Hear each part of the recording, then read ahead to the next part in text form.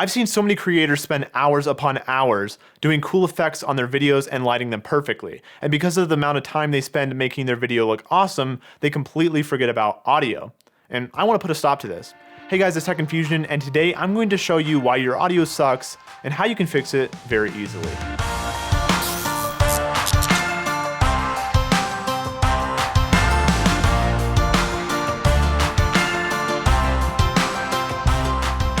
Okay, so if your audio sucks, there are two categories that you most likely fall into. Number one being the fact that you can't afford the gear to produce good audio.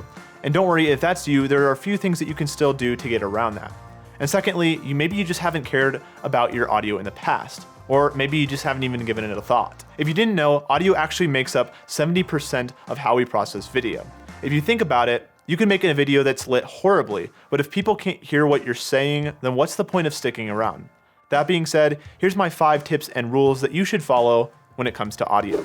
Number 1, absolutely never, ever, ever, one eternity later, ever use the in-camera mic. I've seen it done so many times and it just sounds horrible. There are many very inexpensive microphones out there. Even if you have to buy a $20 mic, it's going to sound better than the in-camera microphone. There are microphones like the blue Snowball and Rode Video Micro, which come in around $50, and starting off with something like that would be your best bet. If you have a higher budget, I'd recommend doing your own research on what microphone you should buy. For my types of videos, a shotgun mic works great, but depending on your style, it could be completely different. Personally, I use the Rode NT-G4 Plus shotgun mic and I absolutely love it. So please, just go get yourself a microphone. So for number 2, we have mic proximity. Basically, you just need to get the microphone as close to your mouth as possible. The closer it is, the better it will sound and the less background noise you will have. For those who don't want the microphone on camera, you still need to put it just out of frame so it's still close to you.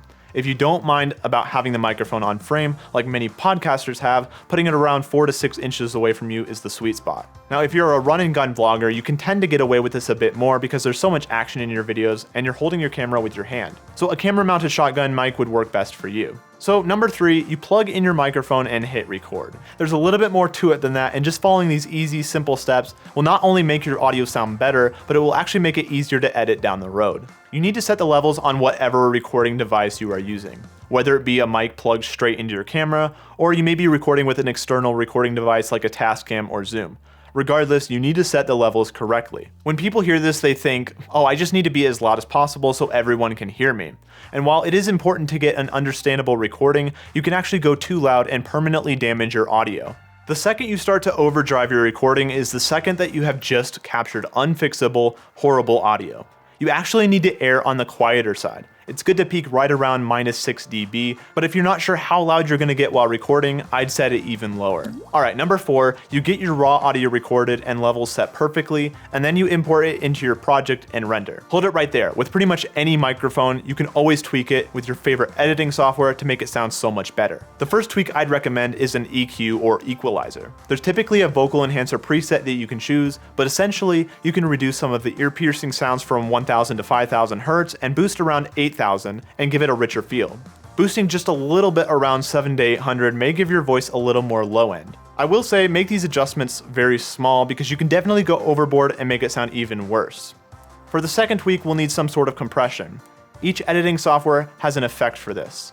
Basically what you're doing is taking the quiet parts of your audio and matching it with the louder parts to give your viewer a more consistent listening experience. I like to use the speech volume leveler in Adobe Audition, but your software might have something different. I have made an entire video about how to do some basic post-production work on your audio in Adobe that you can find here and in the description below. So moving on to our final point, the mix. You've got your audio sounding good, but then you go to put in music.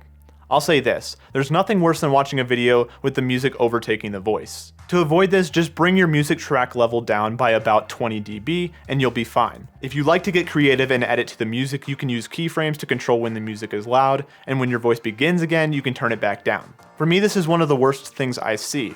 And I did say that using the in-camera microphone is bad, but it's not worse than not being able to hear what the person is saying. And that's how you fix your audio and make your videos that much more professional. If you have any questions at all, feel free to leave them down in the comments and I'll be sure to help you out.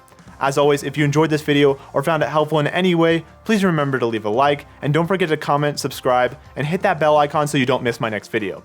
I hope you have a great rest of your day, and until next time guys, peace out.